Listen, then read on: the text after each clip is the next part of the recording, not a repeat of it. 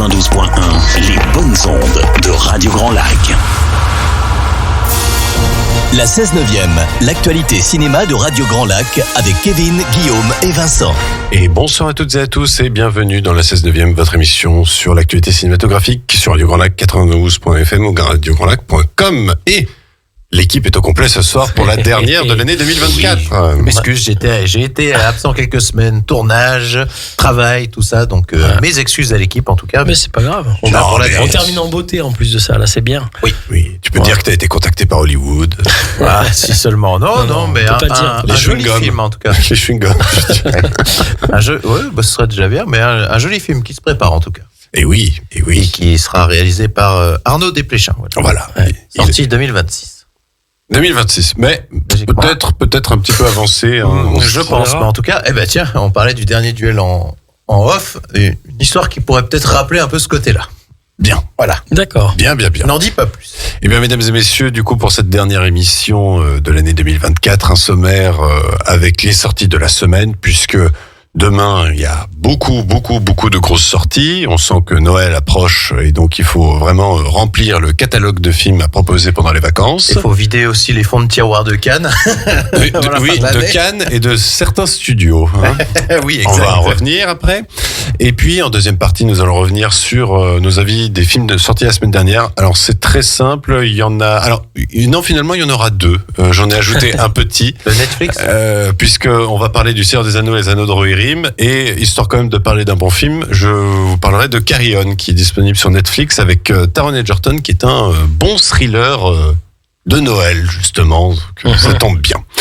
Et puis, nous finirons l'émission avec un bilan cinéma de l'année 2024. Quels sont nos meilleurs films? Quels sont les films que nous avons détestés cette année? Nous allons débattre, nous allons, je ne sais pas, arracher les micros, on va s'énerver. Non, bien sûr, dans la joie et la bonne humeur, nous allons pouvoir parler des hommes corrects. Voilà. Nous allons parler...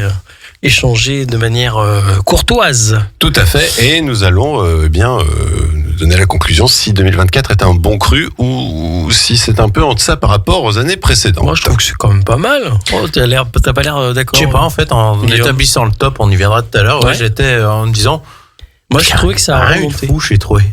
Je viendrai Guillaume, mais on en reparlera en fin d'émission. Moi, je trouve que le niveau a remonté. On en reparlera, mais par rapport à cette longue période d'abstinence qu'a été le Covid. Et quelque part, ça a permis le cinéma, ou en tout cas les salles de cinéma, à mon sens, ont retrouvé leur lettre de noblesse. Ah, ça au moins, oui. Ça, par contre, oui, ça on peut pas dire le contraire. Ça, c'est sûr. En tant que fréquentation, en tout cas. Ah, bien sûr, ça n'arrête pas de s'améliorer de ce côté-là. Guillaume, tu vas lancer les festivités avec du coup les sorties de la semaine du 18 décembre. Et oui, puisque sort Mufasa, le roi lion, qui sortira donc dans vos plus grands cinémas, l'Étoile du Lac et au pâté de Barry Jenkins. Ça m'a surpris d'ailleurs, mais pourquoi pas, avec la voix en français de Tahar Rahim, Jamel Debbouze et Alban Ivanov.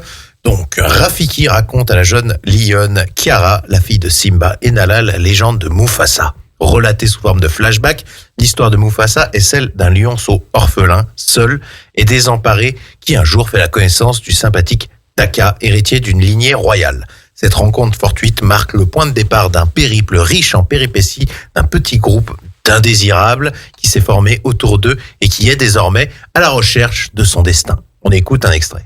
Qui allait changer notre vie pour toujours. Bonjour, je m'appelle Taka, et toi? Mufasa. J'ai toujours rêvé d'avoir un frère. Taka, tu es le futur roi. Ne sympathise pas avec les lions errants. Je suis pas un lion errant, je suis juste perdu. Voilà. Ça va faire un carton, mais écoute, pourquoi? Moi, ça ne m'intéresse absolument pas, mais j'ai envie de te dire pourquoi pas. C'est le énième film qui refont... Comment on appelle le fait de faire un... live action. Sauf que c'est en 3D complet. D'accord. Mais là, c'est techniquement une histoire qu'on n'a jamais vue, puisque c'était un préquel, mais... c'est tourné. Ouais, mais enfin, ils auraient pu faire plus simple au lieu de faire encore un parcours qui a l'air... Enfin, je sais pas. Ils auraient pu ne pas le faire. Mais voilà, nous en reparlerons du coup. Non, mais à mon avis, par contre, ça va être pas mal. Moi, je pense que ça va être pas mal à regarder. En vrai. Si. C'est ça. Ça va être sympa. Non, ce sera toujours une démo technique extraordinaire, ça c'est sûr et certain. Mais bon. J'espère qu'il y aura un peu d'émotion. Ouais, Vincent. on va changer de registre. Oui. Kraven le chasseur qui se sort aux toiles du lac et au pâté. De J.C. Chandor avec Aaron Taylor Johnson, Russell Crowe et Ariana DeBose. Kraven, c'est un homme dont la relation complexe avec son père, l'impitoyable Nikolai Kravinov, l'entraîne vers une vengeance aux conséquences brutales, l'appelant à devenir non seulement le plus grand chasseur du monde, mais aussi l'un des plus redoutés. On écoute un extrait.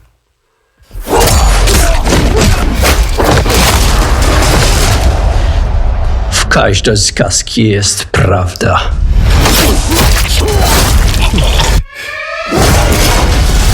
Speak Russian. Oui, le personnage parle un peu Russian, mais c'était pour vous montrer à quel point c'était un film dont les dialogues sont apparemment très importants. Et tu vas y aller.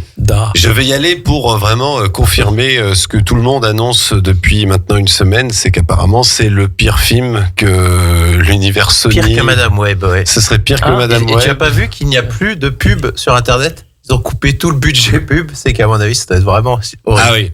Non, mais il y a déjà des échos défavorables alors. Ah apparemment. Oui. Ah non, mais ça, apparemment c'est catastrophique. Moi j'ai enfin vu rattraper Venom 3 et je le recommande au public. Par exemple.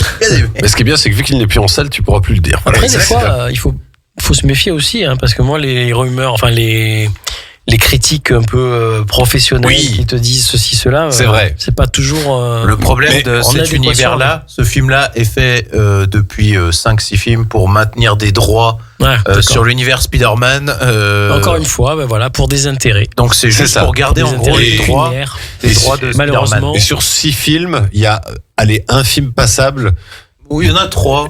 Les autres, on est vraiment au fond du fond, quoi. Oui, c'est vrai. Ouais. Bon, et on va changer de... Autre sortie, avec Sous écrou qui sortira aux toiles du lac et au pâté, de Hakim Bougueraba avec Hichem Bougueraba, Ariles Amrani et Bernard Farsi. Samy est un étudiant en droit qui jongle entre ses études et son travail de livreur de pizza. Lors d'une livraison, Samy est arrêté à tort et inculpé pour un braquage qu'il n'a pas commis.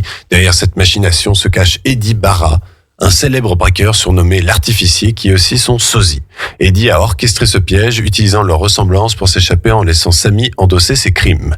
En prison, Samy se voit contraint de jouer le rôle du braqueur pour survivre. Avec l'aide de Nada, son co-détenu, Samy cherche à prouver son innocence et retrouver son identité. On écoute un extrait.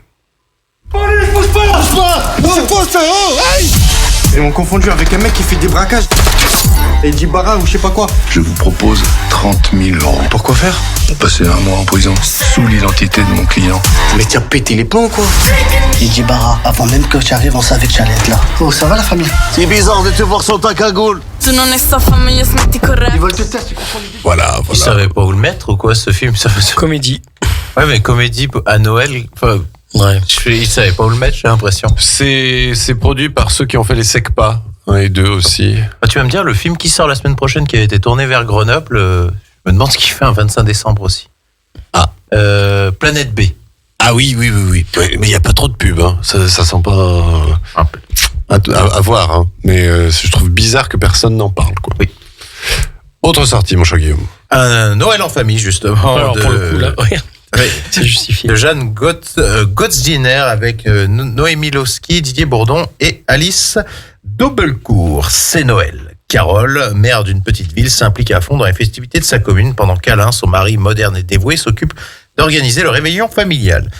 Mais lorsque les enfants arrivent, le réveil d'un Noël serein s'effondre et le couple subit une attaque en règle de toutes les traditions familiales en mode protection de la planète, défense des animaux et développement durable. Carole et Alain feront tout leur possible pour que la famille survive à ce conflit de génération sur fond de réchauffement climatique. On écoute un extrait. On pourrait éclairer un village d'Afrique pendant 1 an. Moi, je sais pas si j'ai bien fait d'assister pour qu'ils viennent. Vous aimeriez, vous, qu'on vous mange le foie à Noël? Mais maman, on avait dit plus de ça. T'as acheté une teinte fermière. Vous en avez rien à foutre de la planète tous les deux? On m'a volé mes enfants. Eux, là, en bas, là, je sais pas qui c'est, mais c'est pas mes enfants. Pas mal. Voilà. Disponible uniquement en toile du lac, si je ne m'abuse. La comédie de Noël, quoi. Mais il y en a une par semaine, là, en ce moment. Didier Bourdon est sur tous les fronts cette année. C'est incroyable. Oui, et Noémie Lowski est quand même à sa 2e comédie de Noël en 1 mois, puisqu'elle était déjà dans les boules de Noël, je J'étais rappelle. à regarder, je ne savais plus qui était Noémie Lowski. Oui, enfin bon, écoute. si vous voulez une comédie, je ne sais que dire. Voilà. Alors, on est plutôt sur le biopic, là, je suppose. Oui. Sarah Bernard, la divine, qui sort au Victoria et à l'Astrée, de Guillaume Niclou avec Sandrine Kiberlin, Laurent Lafitte et Amira Kazar. Ça se déroule effectivement en 1896 à Paris. Sarah Bernard est au sommet de sa gloire et une icône de son époque et première star mondiale. La comédienne est aussi une amoureuse, libre et moderne qui défie les conventions. Découvrez la femme derrière la légende. On écoute un extrait. Je comprends pas pourquoi on s'est jamais mariés. Je te vois pas attendre 2 ans que je rentre de tournée. Alors jouez avec votre âme, mon Dieu. Et croyez-y si vous voulez qu'on y croie. Même dans les coins les plus reculés, les gens connaîtront mon nom. Voilà. Je suis pas sûr qu'elle incarne. Moi, Parce que j'étais après regarder l'affiche. J'adore Sandrine Kiberlin. Et là, je trouve que c'est assez bizarre qu'elle interprète ce rôle de Sarah Bernard.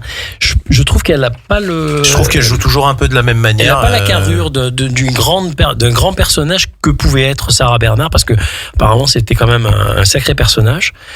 Mais j'aurais plus l'impression de voir Sandrine Kiberlin qui a bottiné un peu là en faisant ça. Sans doute, oui. Et moi, je trouve qu'elle a un peu tendance toujours à jouer pareil. Ouais, mais j'aime bien son côté comédie est plutôt sympathique. Mais là, pour le coup, c'est pas une comédie, c'est plus un. Bon, c'est tourné en mode dramatique, léger quand même. C'est tourné en mode léger, j'ai l'impression. Oui, non. Hein. Ouais. Ça a l'air assez sérieux quand même. Hein. Ouais, c'est quand même plutôt un biopic. Ouais, on est bien d'accord. Biopic dramatique, oui. Sur la vie de Sarah Bernard, qui était quand même assez étoffée. Hein. C'est vrai que, sauf erreur de ma part, c'était quand même bien de faire un film sur Sarah Bernard. Il me semble que ça fait. Il y en a eu il y a très longtemps, il me semble, mais je sais pas. Peut-être été mieux fait par des Américains. Peut-être. Quelle horreur. Dire ça, ouais. Peut-être. Autre sortie, d'ailleurs, justement américaine, c'est au Canada. Ça sortira au Victoria à l'Astrée, c'est réalisé par Paul Schrader avec Richard Gere, Uma Thurman et Jacob Elordi. L'histoire d'un célèbre documentariste canadien condamné par la maladie qui accorde une ultime interview à l'un de ses anciens élèves pour dire enfin toute la vérité sur ce qu'a été sa vie. Une confession filmée sous les yeux de sa dernière épouse. Voilà, c'est le dernier film de Paul Schrader, réalisateur de American Gigolo, Master Gardener, The Card Counter et aussi scénariste de... Comment ça s'appelait Sur le chemin de la rédemption. Taxi Driver aussi, c'est scénariste de Taxi Driver. Oui, on parlait tout à l'heure d'un autre personnage qui s'appelle Alex Garland. C'est typiquement ça, Paul Schrader, très bon scénariste, et j'ai horreur de ce mec en réalisateur. Alors que moi j'aime beaucoup ces films, donc je vais me précipiter pour aller voir au Canada. Oh non. Déjà nous assistons à une dissension au sein de... surtout que déjà... lâche ce micro. Ça fait un petit moment, Richard Gere, Uma Thurman au cinéma, moi ça me fait un petit moment, hein, donc j'ai bien hâte de les revoir. Jacob Elordi est partout aussi. Après oui, c'est une star montante, c'est normal. Paul Schrader, ouais. Autre sortie, mon cher Guillaume. Everybody Loves Touda, qui sera disponible au Victoria et l'Astrée, de Nabil Ayouch avec Nisrine Eradi, Jude Chamii et Jalila Telmsi. Temsi. Touda rêve de devenir une Cheka, une artiste traditionnelle marocaine qui chante sans pudeur ni censure des textes de résistance, d'amour et d'émancipation transmis depuis des générations. Se produisant tous les soirs dans les bars de sa petite ville de province sous le regard des hommes, Touda nourrit l'espoir d'un avenir meilleur pour elle et son fils. Maltraitée et humiliée, elle décide de tout quitter pour les lumières de Casablanca. Pas d'extrait, puisque je présume que la bande-annonce doit être en arabe. Voilà. Enfin, en marocain. Oui, tout à voir. Dernière sortie de la semaine. The Wall, qui sort au Victoria seulement, de Philippe Von, alors là, je sais pas comment on prononce, Leyeuf, je sais pas, avec Vicky Krieps, Mike Wilson et Ezequiel Velasco. C'est l'histoire de Jessica Comley, qui est un agent de la patrouille frontalière américaine en poste à Tucson, en Arizona, dans une zone désertique où les trafiquants de drogue et les immigrants illégaux tentent leur chance de traverser. Lors d'un déploiement, elle tire sur une personne. Son collègue suggère qu'il s'agit d'un accident, mais un homme âgé et son petit-fils, issus d'un peuple indigène, sont témoins de ce qui s'est passé. C'est leur parole contre la sienne. Et là non plus, nous n'avons pas d'extrait. Et donc, comme tu disais, seulement Victoria, donc pour ce nouveau thriller avec Vicky Krieps, qu'on n'avait pas vu depuis le très bon western qui était sorti cette année, réalisé par Viggo Mortensen. Et puis du côté de nos amis de chez Cinéphilex, c'est un film du patrimoine de 1972. C'est une semaine hommage à Alain Delon, puisque vous pourrez voir au Victoria, à partir de demain, Le Professeur, réalisé par Valerio Zurlini, avec Alain Delon, Sonia Petrovna et Alida Valli. C'est un film de 1972. Je vous rappelle le synopsis. Daniele, un professeur de littérature remplaçant, est nommé pour quelques mois dans un lycée de Rimini. Passionné de lettres mais peu soucieux des convenances de sa profession, il s'adonne à sa tâche sans grand entrain. Il remarque vite Vanina, l'une de ses élèves, aussi fragile qu'attirante, et décèle en elle une blessure secrète. Intrigué et séduit par la jeune femme, Daniele délaisse sa femme, Monica, se précipitant sans le savoir vers un destin tragique. Cet accent italien vous a été offert par Kevin, et ça ravit Guillaume qui déteste quand je fais ça. Voilà. Absolument rien. Entre parenthèses, c'est un très beau film. Un film avec Je une l'ai pas vu, pour le ambiance. coup, j'avoue. Il y a une belle ambiance, je trouve, et un rôle qui est pas forcément des rôles habituels de ceux que interprète Alain Delon, qui se trouve en fait un peu en retrait, même s'il a le rôle du personnage quasiment retrait principal. émotionnel, tu veux dire? Voilà, oui. Et c'est un rôle plutôt naturel, où il en fait pas des caisses, quoi, je veux dire, voilà, et il joue très bien, franchement, et Le Professeur est encore une fois un film avec beaucoup de nuances et d'ambiguïté, de subtilité, je trouve, dans le jeu et dans l'histoire qui se déroule. Et donc vous avez la possibilité de le voir pendant une semaine au Victoria, profitez-en. C'était tout pour les sorties de la semaine. Avant qu'on donne nos avis sur les sorties de la semaine dernière, on va faire une première pause musicale. Et vu que Mufasa sort demain, on va s'écouter Tina Turner, He Lives in You, issu de la bande originale du Roi Lion 2. On revient tout de suite après. Ho, ho, ho! Joyeux Noël à l'écoute de Radio Grand Lac, le grand bain de la vie locale. La 16/9e, l'actualité cinéma de Radio Grand Lac avec Kevin, Guillaume et Vincent. Et rebonsoir à toutes et à tous et bienvenue dans la 16/9e, votre émission sur l'actualité cinématographique sur Radio Grand Lac 92.fm, radiograndlac.com ou l'application Radio Grand Lac disponible sur vos smartphones. Toute l'équipe est là ce soir pour la dernière émission de 2024 avant les fêtes. Salut Kevin. Salut Kevin et bonsoir Guillaume. aux auditeurs. Voilà. Après avoir évoqué les sorties de la semaine, nous allons du coup désormais évoquer les sorties de la semaine dernière et donner nos avis. Avant cela, quels films sont encore disponibles en salle que nous avons conseillés, mon cher Guillaume? Eh bien, il y a le film d'animation Le Robot Sauvage. Toujours là. L'amour ouf de Gilles Lelouch. D'ailleurs, il doit être ses dernières semaines parce que... Oui, mais c'est officiellement un grand carton, parce que je crois qu'il va dépasser les 5 millions, donc c'est bien. Bravo, ouais. De quoi? Bravo. Ah oui. Flo, le chat qui n'avait plus peur de l'eau, un autre film d'animation que recommande Kevin. Oui. Le film Enfant phare, je ne sais plus ce que c'est, mais... C'est le film comédie dramatique avec Pierre Lotin et Benjamin Laverne. Ah oui, exact, oui.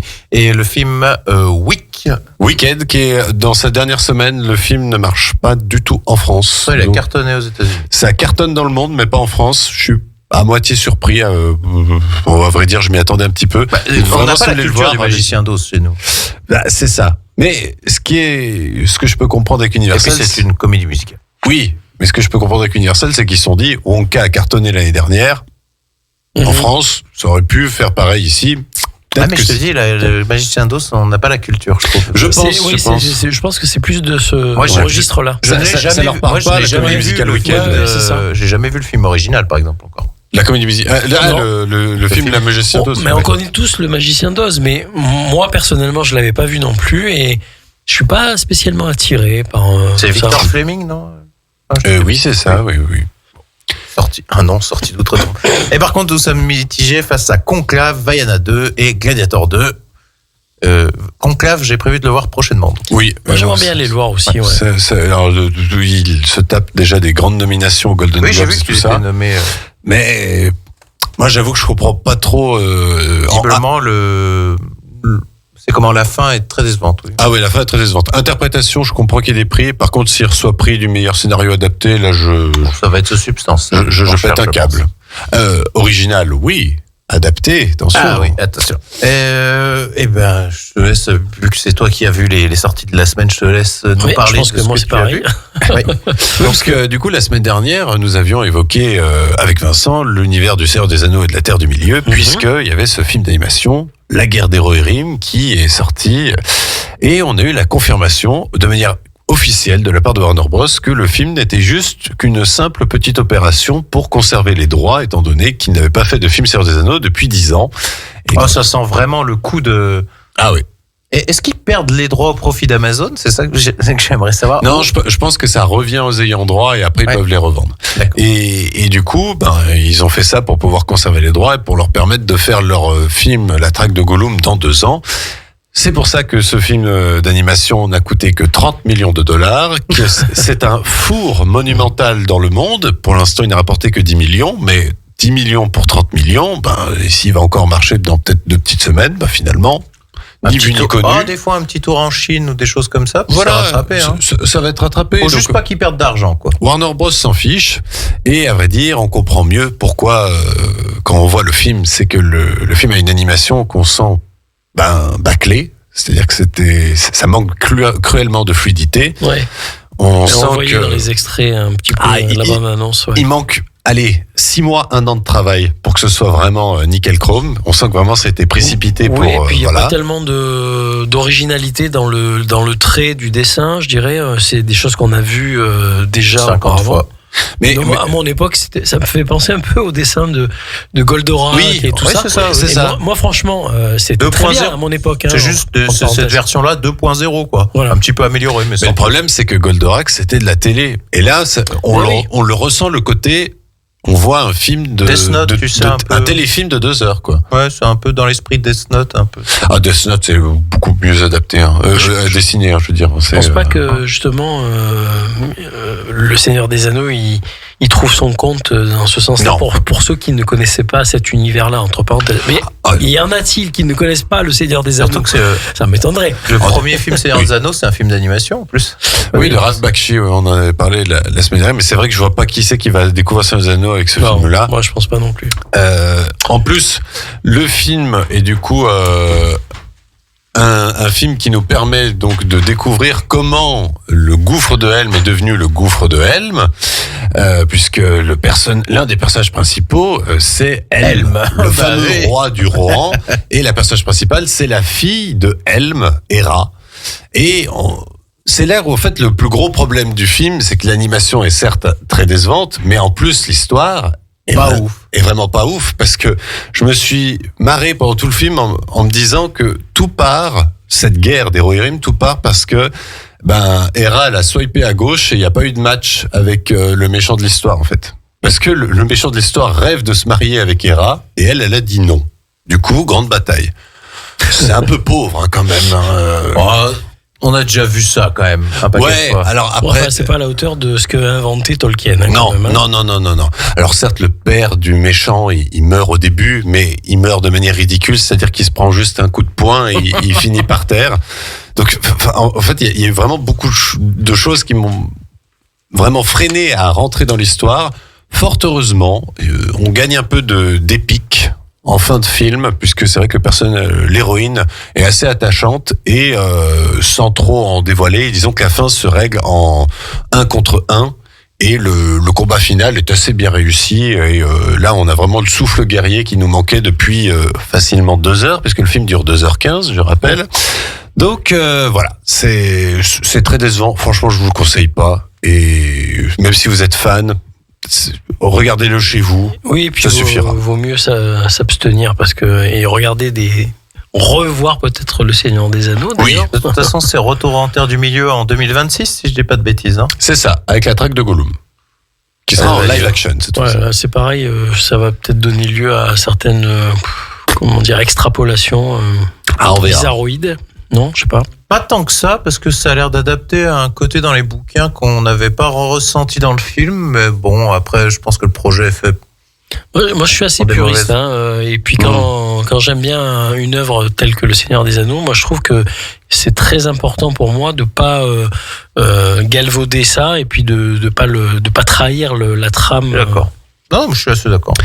Et du coup, pour histoire quand même de vous conseiller un bon film, j'ai regardé du côté de chez Netflix Carry On, avec Taron Egerton et Jason Bateman. C'est réalisé par Jaume Collet-Serra, qui est un réalisateur que vous ne connaissez pas, mais il a réalisé tous les actionneurs, enfin quasiment, les 3/4 des actionnaires avec Liam Neeson.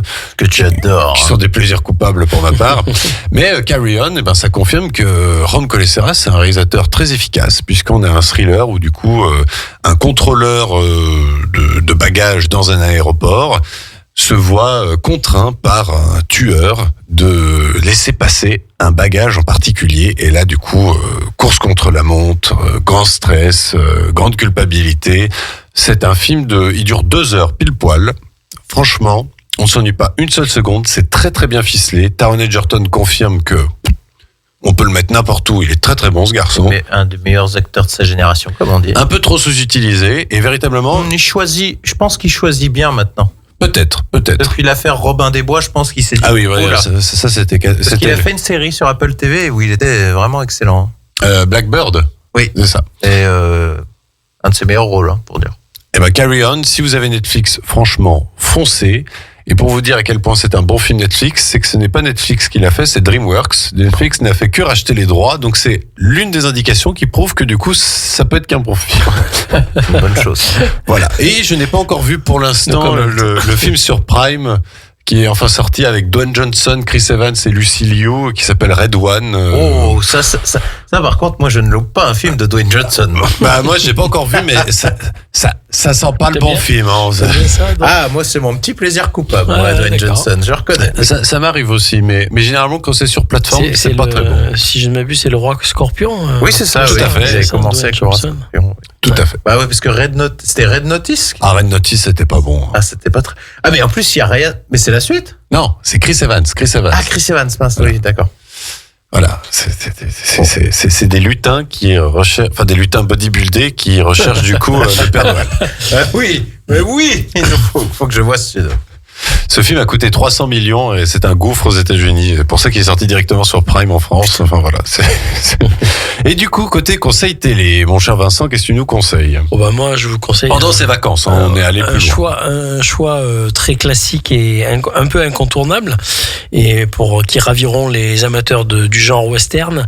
Ça se déroule dimanche 21 décembre sur Arte à 21h, et c'est Rio Lobo, qui est un film de Howard Hawks, qui était d'ailleurs son dernier film, a priori. Et ça date de 1970, avec évidemment John Wayne et puis d'autres acteurs que peut-être vous connaissez, mais bon, il y avait George Rivero, Jennifer O'Neill, Jack Elam, Victor French, et il y a Chris Mitchum. Alors c'est peut-être le fils de Robert Mitchum, je sais pas. Peut-être. Je regarde. J'ai pas vraiment fait gaffe.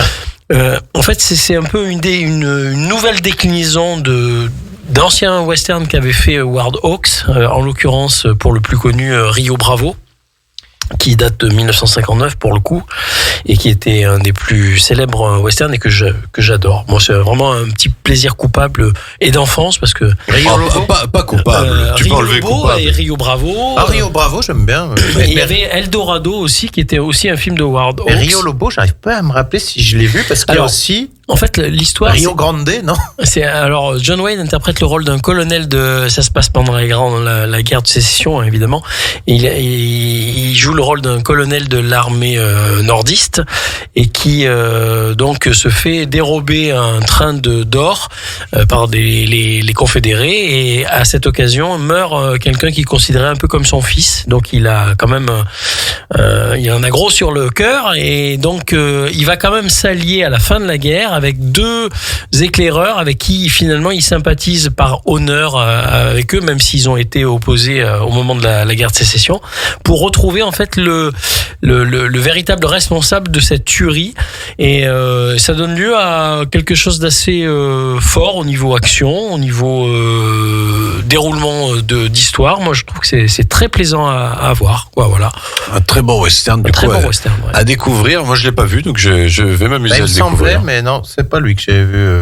Mais ça doit être dans les derniers de. Ça ressemble beaucoup à Rio Bravo et à Eldorado, à tout ce genre de western qu'avait fait Howard Hawks, puisque de toute façon c'est lui quand même le réalisateur. Mais franchement, moi je trouve que c'est très plaisant. Ça doit être l'un des derniers de John Wayne, parce que moi j'ai vu le dernier justement avec John Wayne, c'était le dernier des géants. Je crois qu'il doit être de 73, donc on doit être dans ces eaux-là. Oui, mais il en avait fait d'autres quand même après. Par contre, c'est le dernier quand même de Howard Hawks, quand même, qui est quand même très grand réalisateur. Ah non, c'était avant True Grit, justement. Oui, True Grit, oui. Mon cher Guillaume, ton conseil télé. Oh, moi, ça va être simple. Moi, je suis allé chercher le troisième film le plus vu de tous les temps, il me semble. Oui, c'est ça, tout à fait. Je vais aller chercher Avatar 2 qui sera... J'ai failli choisir, ça a failli être mon choix. Ah bah je me oui, suis dit, non. qui passe sur TF1 le 22 décembre, donc dimanche, et donc ça raconte la suite de l'histoire de Jake Sully, Neytiri et sa famille qui sont obligés de s'exiler suite au retour des humains et vont trouver refuge dans la tribu, je ne sais plus le nom, des Navis de l'eau. Voilà, oui, voilà. Si simple. Ça sera simple. Alors, la US Navy, du coup. c'est ça. Donc c'est toujours avec Sam Worthington, Zoe Saldana, Sigourney Weaver. C'est grandiose. On avait prédit peut-être que ce serait un four, puisque Cameron a mis 13 ans, 12 ans, quelque chose comme ça, 14 11 ans. 11 ans. Non, 13 ans, tu as raison. Comme Tolkien pour Le Seigneur des Anneaux, il a mis 12 ans pour écrire Le Seigneur des Anneaux. Et au final, la seule déception que vous pourrez avoir, c'est peut-être de ne pas le revoir en salle, puisque c'est vraiment une des meilleures expériences de cinéma. C'est vrai. Mais vous n'aurez pas au moins le problème de HFR variable, d'image qui a tendance à changer de vitesse. Bref, en tout cas, l'histoire est prenante, c'est l'histoire de famille, c'est le père qui a des problèmes de relation avec ses enfants, il y a de l'action tout le long. Je vous le recommande fortement. Voilà, vous ne serez pas déçus. En tout cas, ça dure 3h25 et on va écouter ton avis, mon cher Kevin. Et moi, je vais vous conseiller un grand classique pour Noël. C'est Anastasia d'Anatole Litvak avec Ingrid Bergman et Yul Brynner. Ça passera le vendredi 27 décembre sur Arte à 20h55. Si vous êtes aficionados du film d'animation, eh bien, découvrez le grand classique qui en est à l'origine. C'est d'ailleurs l'un des 3 grands films que Yul Brynner a fait cette année-là avec les 10 commandements et Le Roi et moi, donc grosse année pour Yul Brynner. Et Anastasia, c'est vraiment magnifique. C'est le film d'animation sans le côté fantastique. Et Ingrid Bergman est formidable. Et cette légende ne cesse de me fasciner. Est-ce que Anastasia a survécu ou pas? Voilà, franchement, c'est un très très très beau film que je vous conseille de découvrir, redécouvrir. Et puis, vu que Noël, c'est un peu propice, je trouve, pour voir des films classiques. Foncez, c'est du très très Yul Brynner qui était un éminent acteur et homme, et qui parlait je sais pas combien de langues. Très grand polyglotte. Qui était très très brillant. Et dans la ville, parrain de Charlotte Gainsbourg. Voilà. Oui, c'est vrai. Dis donc. Et bien, on va faire une deuxième pause musicale avant de consacrer notre focus sur le bilan de l'année cinéma 2024. Et vu que Paul Schrader sort un nouveau film demain, on va s'écouter Blondie Call Me, issu de American Gigolo. On revient tout de suite après. Sur les bords du lac du Bourget, la radio autrement. Radio Grand Lac. La 16/9e, l'actualité cinéma de Radio Grand Lac avec Kevin, Guillaume et Vincent. Et rebonsoir à toutes et à tous. Vous êtes toujours dans l'émission La 16/9e, votre émission sur l'actualité cinématographique sur Radio Grand Lac 92.fm, radiograndlac.com. Et nous sommes toujours au complet pour la dernière émission de l'année 2024 avant les fêtes de Noël. Guillaume est là, Vincent est là. Eh ben, ravi en tout cas. Un peu d'entrain, les garçons. Justement, je voulais profiter de ce bilan pour vous remercier encore chaleureusement de votre accueil, parce que j'ai passé une année très sympathique à vos côtés, et depuis mars, je suis là, et donc voilà, je vous remercie encore de m'avoir accueilli, de m'avoir permis de participer à cette aventure radiophonique. Voilà. Formidable. Très sympa. Et du coup, nous allons consacrer notre focus à l'année 2024, le bilan cinéma 2024. Messieurs, soyons sérieux. Qu'est-ce que nous avons pensé de cette année 2024 ? On va parler d'abord globalement de l'année, comme ça. Qu'est-ce que vous en avez comme ressenti à chaud, parce qu'on est encore dans l'année. Vas-y Guillaume. Pas ouf, honnêtement. Ouais. J'ai pas été hyper motivé pour aller au cinéma, hormis. Alors j'ai trouvé que le cinéma français avait de très belles choses, par contre, comparé au cinéma américain cette année. Oui. Mais notamment, on en parlera après, je pense, parce qu'on a tous en commun le Comte de Monte Cristo. Le petit truc en plus qui était pas mal. C'est surtout les plus grosses entrées, mais bon, en même temps, c'est pas que ça. Non, mais après, on a des films moi, j'ai un film canadien à citer, d'autres choses aussi. Mais du côté du cinéma américain, il y a rien pas grand chose qui m'a fait vraiment vibrer, hormis Dune. Voilà, pour le coup, oui, mais c'est Substance. Denis Villeneuve, c'est quand même un Canadien, donc il est un peu français quelque part. Ah bah si, il est québécois. Oh, le raccourci. Il est québécois. Bravo monsieur pour l'appropriation culturelle. Non, mais c'est vrai que les Français, je trouve que les Belges sont français aussi. Le côté francophone ou franco. Oui, c'est francophone, si tu veux. Oui. On a tout lieu d'être fiers, quoi. Voilà. Ah non, mais oui, on peut avoir une certaine fierté qu'un réalisateur francophone en soit là. Oui, ça, c'est vrai. Mais... On ferait pas autant de blagues sur les Belges alors? Non. The Substance, par exemple, qui est un film réalisé par une Française, produit par les Américains, qui est excellent. Et Black Flies aussi.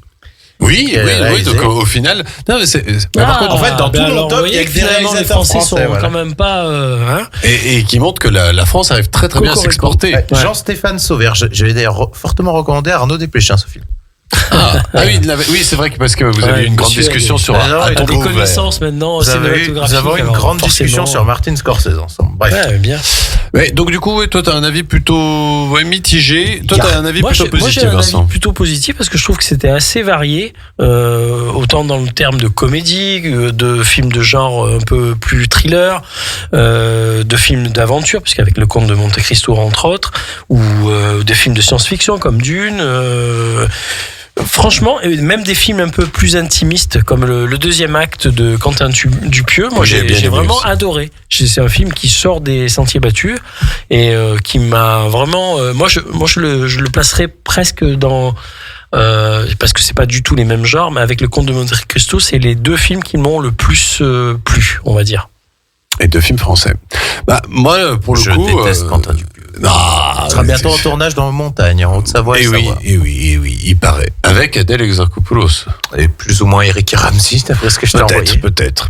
Mais pour moi, l'année 2024, j'ai vu beaucoup de bons films, mais c'est vrai que comparé à 2023 ou même à 2022, il n'y a pas eu tant que ça de films qui m'ont vraiment scotché en mode ça, c'est sûr, dans 10 ans, je le revois. Il y en a eu moins que d'habitude. Alors bon, je pense que c'est peut-être un aveu que voilà, on est sorti de la quantité. C'est ça. Puis on est sorti de l'après-Covid où sur les années 2021, 22, 23, il fallait expulser les films qui étaient prêts depuis un certain temps. C'est ça, voilà. Et là, vraiment, on est du coup dans l'après-Covid et il y a des films qui sont marquants, qui fonctionnent très très bien. Et puis, il y a eu quand même pas mal de blockbusters décevants cette année, assez régulièrement. Il y a eu les grands réalisateurs qui ont déçu.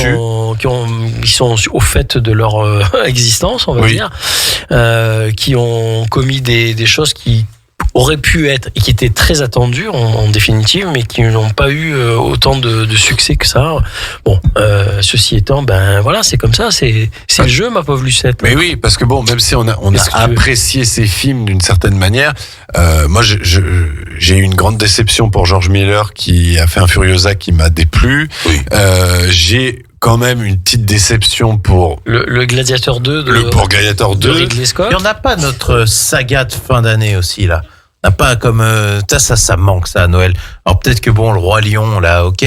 On n'a pas notre Avatar, notre Seigneur des Anneaux, notre truc qui pète quoi, qui te donne envie d'aller dans un autre univers. Étrangement, on aurait dû avoir à Noël, on aurait dû avoir le Comte de Monte Cristo parce que souvenez-vous, à la base, il devait sortir à Noël. Il aurait été très bien là aussi. Si, il y avait les Trois Mousquetaires, c'était en 2023. C'était en 2023, les deux en 2023. C'était en fin 2023, il me semble. Oui, mais justement, ça c'était un peu. Oui, c'était moins bien. Ça avait mieux marché en été, justement. Oui, tout à fait. L'année prochaine, nous aurons Avatar 3. Nous aurons Avatar 3, donc on va revenir sur les grandes sagas. On y retournera. Mais c'est vrai que les grands réalisateurs ont un petit peu déçu cette année, à part quelques-uns. Clint Eastwood, qui pour moi n'a pas déçu cette année. À mon avis, c'est peut-être même son dernier film. Parce que le film se rattrape cruellement en VOD, visiblement, et cartonne aux États-Unis. Aux États-Unis, cartonne en VOD. Oui. Mais c'est normal parce qu'ils l'ont tellement sorti de manière clandestinement, alors qu'en France c'est un carton. Alors, moi j'aime bien ce film, je l'ai vu, je le trouve très très beau et très bien réalisé, mais moi, à mon sens, il manque un peu d'audace dans le scénario. Mais bon, c'est un grand Eastwood quand même, hein, voilà. Et, moi, j'ai beaucoup mais très aimé. simple, hein, c'est Un bon très Eastwood, classique au niveau de la réalisation, de la manière dont c'est envisagé au niveau du déroulement même du scénario, je trouve. Mais sinon, non, ça reste un bon film, mais ça m'emporte pas non plus, franchement. Et ne vous en déplaise, mais moi je trouve quand même que il y a pas mal de petites comédies qui avaient des scénarios qui étaient assez intéressants, qui ont été développés. Alors peut-être que la réalisation n'était pas à la hauteur d'un point de vue mise en scène, mais comme par exemple la Promesse verte. Pas vu. Un film de Édouard Bergeon. Mais c'était pas très comédie, ça. C'était. Non, c'était un film dramatique même. Oui. Ça se passait au Cambodge. Non, pas au Cambodge.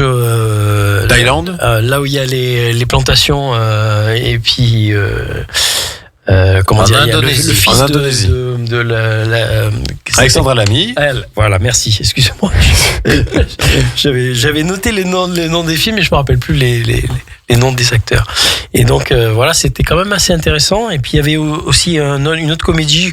Bon, sans prétention, mais qui était pas mal. C'était Et plus si affinité avec de Olivier Ducré et Wilfried Méance, et c'était Isabelle Carré avec oui, t'avais vu celui des trois inconnus là. Bernard Campan. Ah voilà. Oui, j'ai pas vu. C'était pas mal. Moi, j'ai trouvé ça très plaisant. Bon, ça, c'est pas des grands films non plus, mais je trouve qu'en termes de scénario, c'est plus intéressant en définitive qu'un blockbuster auquel on s'attend assez aisément à un déroulement très coordonné. Voilà. Et ben justement, nous, on va te parler, je pense qu'on l'a tous les deux dans le même top, du film Les Chambres Rouges. Je crois qu'on en avait déjà parlé de je connais pas. Pascal Plante, si je ne dis pas de Pascal bêtises, Plante. un film Il a pas canadien planté, pour le coup. qui est un des meilleurs films de l'année, fait à mon avis avec pas un rond, je pense, ou un budget vraiment très modeste. Il y a une ambiance du début à la fin. Ouais.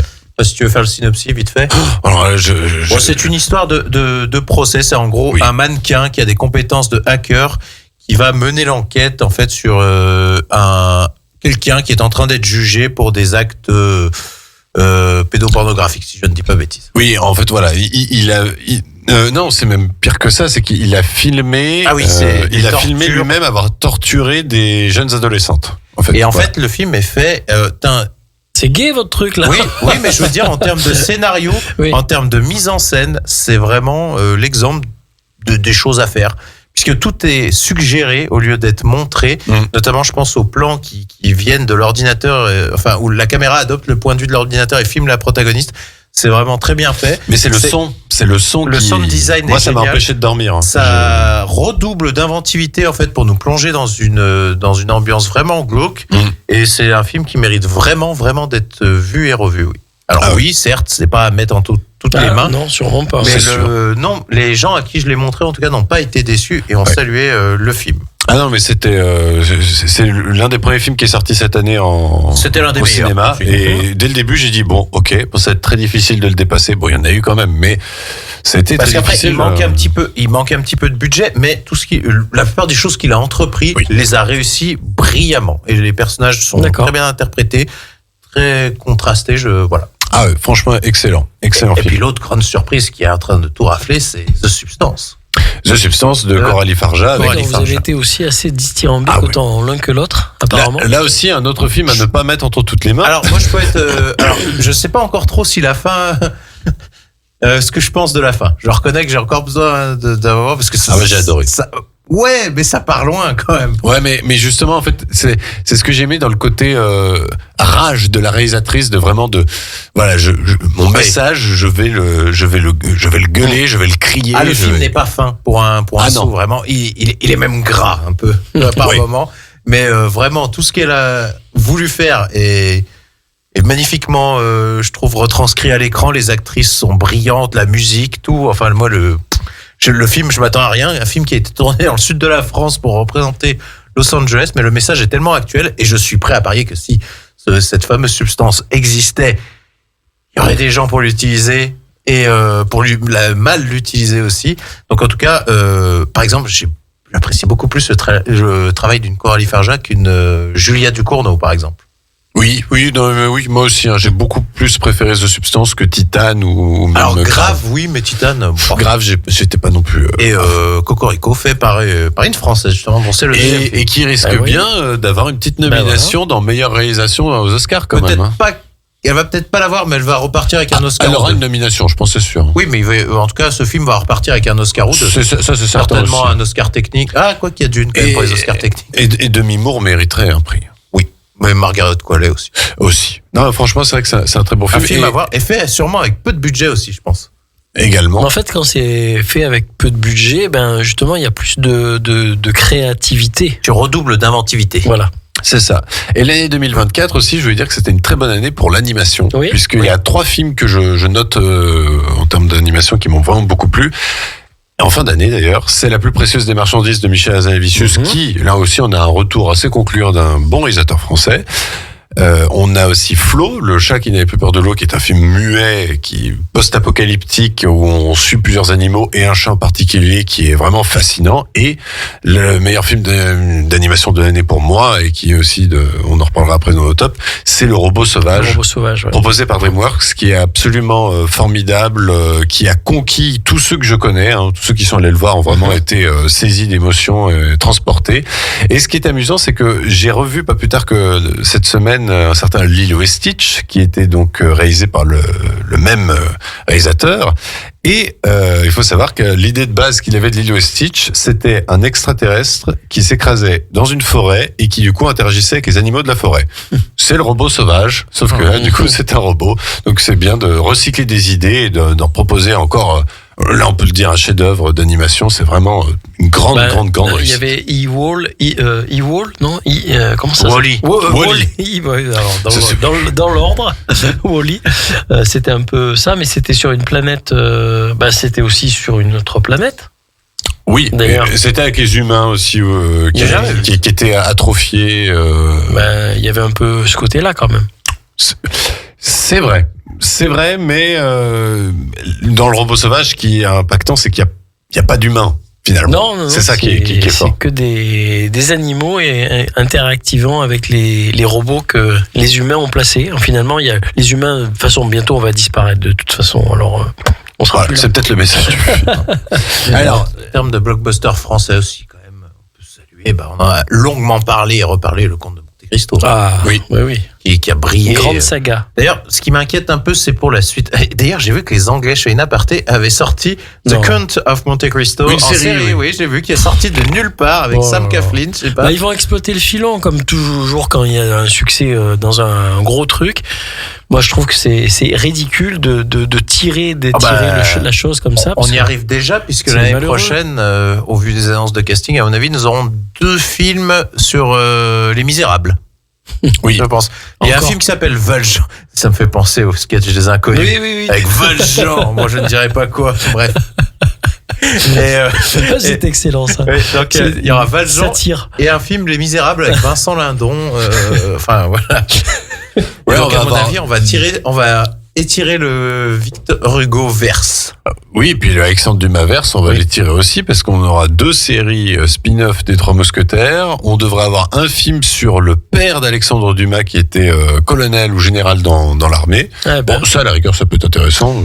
Pourquoi pas. Ah, mais c'est Lajli qui fait ça. C'est Lajli qui va le réaliser. Ça, c'est intéressant, ça, à la rigueur. Et puis, on a les 3 Mousquetaires 3, Mousquetaires 3 qui sortira donc en 2027, je crois. Et puis après, on s'attaquera à Jules Verne. Enfin, peut-être. Moi, franchement, mettez de l'argent pour du Jules Verne. Alors, j'ai vu que du Fantomas. Alors, je ne sais pas encore si c'est en film ou en série. Ce sera en film. C'est en film? Comment remplacer De Funès mais justement, parce que justement, c'est pas le Fantomas de De Funès, on revient au Fantomas. Oui, bien sûr, de l'origine. On va forcément faire une référence à originellement. Il y a vraiment du potentiel à faire un Fantomas à l'heure actuelle. Ouais, mais bien sûr, mais je pense que oui. Mais encore une fois, c'est un manque d'imagination de pas inventer de nouvelles histoires plutôt que d'exploiter et à la fois par toutes les facettes. Les histoires n'ont pas été racontées sous quelque forme qui depuis le début de l'humanité, mon grand. Oui, mais c'est bien. Ce que je veux te dire, l'Odyssée, l'Iliade et l'Odyssée. Qu'est-ce qu'il y a encore ? Il y a les... Oui, mais ce que je veux te dire, c'est que dans le sens, c'est pas gênant de reprendre à la rigueur un personnage comme Fantomas qui a. Bien sûr, non, mais ça me choque pas outre mesure. Mais j'ai l'impression qu'ils se servent toujours du même truc. Mais oui, mais après, bon, voilà, c'est le problème, c'est qu'on est un peu obligé de revenir sur des textes connus pour attirer une certaine partie du public. C'est un cirque vicieux qui est, hélas, compliqué à briser. Messieurs, l'heure passe, il faut que vous passiez à votre top. Donc, Vincent, dis-nous du coup ton top 5 de l'année. Alors, mon top 5, alors dans l'ordre du 5e au premier. Du 5e au premier. Moi, je dirais que c'est... En 5e position. 5e position, je dirais Dune 2. Le Juré numéro 2. En 4e position. Un petit truc en plus. Mm-hmm. Le 2e acte. Et enfin, le Comte de Monte Cristo. Bien. Guillaume? Moi, je mettrais en 5e Black Flies, en 4e Les Chambres Rouges, 3e Le Comte de Monte Cristo, 2e The Substance et 1er Dune partie 2. Bien. Gros plaisir. Et moi, pour ma part, du coup, en 5e position, ce serait Anora. C'est vrai que j'en ai pas reparlé, mais qui est qui a la Palme d'Or et qui m'a vraiment beaucoup plu. En 4e position, ce serait Juré numéro 2, qui est Clint Eastwood a fait un très bon retour. En 3e position, ce serait Le Robot Sauvage, le meilleur film d'animation de l'année. En 2e position, Le Comte de Monte Cristo. Et en 1re position, Dune 2, qui m'a vraiment scotché et que je n'ai pas encore eu le temps de revoir. Mais vraiment, moi aussi, j'ai tellement été happé. Il y a des images qui restent en tête. Et la musique, parce que même mon application de musique que j'écoute m'a rappelé que cette année, la musique que j'ai pu écouter, c'est Hans Zimmer, Kiss the Ring de Dune 2, quoi. Le film là qui se déroulait en montagne, c'était mécanique d'un... Non, pas mécanique. Le Alfonso... Non, comment il s'appelle ? Celui qui a remporté le César, là. Et puis plein de trucs, là. Oh là là. Parce que j'ai complètement zappé du coup. Il y a aussi le truc des neiges, là. Le Cercle des Neiges ? Le Cercle des Neiges, non. Ça, il a failli finir dans un top. C'était pas mal, oui, c'était bien. Oui, sinon j'avais mis Fall Guy et Trap dans un top 10. Et tu viens de dire un film, mais je me rappelle plus, il y en a un que j'aurais mis aussi, et je ne sais plus. C'est pas Mécanique d'un meurtre, non, c'est quoi le... non, mais Anatomie d'une chute. C'était l'année dernière. C'était l'année dernière, d'accord, ok. Parce que je pensais que c'était peut-être en début d'année 2024. Non. C'est bien de l'année dernière. Parce que je l'ai vu, parce qu'il est passé à la télé, et franchement, c'est pas mal. Hein. Vraiment, j'ai bien apprécié. C'est très bien. Il manque juste peut-être le Nosferatu, on te verra cette année. Pour moi, c'est encore la seule attente. Peut-être que le Paul Schrader pourrait faire bousculer les choses, mais bon, je veux pas trop énerver Guillaume. Donc, on ne sait pas. En tout cas, voilà notre avis sur l'année 2024, le bilan cinéma. On reviendra du coup, bien évidemment, dans 15 jours. Enfin, 3 semaines. 3 semaines techniquement. On reviendra donc le 7 janvier pour une émission où cette fois-ci, ce sera consacré à nos attentes sur l'année 2025. Est-ce qu'il y a des films qui nous donnent envie ? Sans parler d'Avatar 3, mais on en parlera forcément, n'est-ce pas, Guillaume ? Est-ce que ce sera déjà le meilleur film de l'année et ce sera plié ? On verra. Il y a 28 ans plus tard aussi. Hein. Oui, alors on va couper l'émission avant qu'il nous raconte tout son amour qu'il a pour l'actrice Jodie Comer. Un amour assez récent. Mesdames et messieurs, on vous souhaite de très bonnes fêtes de fin d'année. Allez au cinéma, c'est le moment, allez-y, il y a une large proposition sur les 15 jours à venir. Et pour se quitter, on va écouter une chanson tirée de la bande originale de Beetlejuice, puisqu'ils avaient repris des Bee Gees, Tragedy.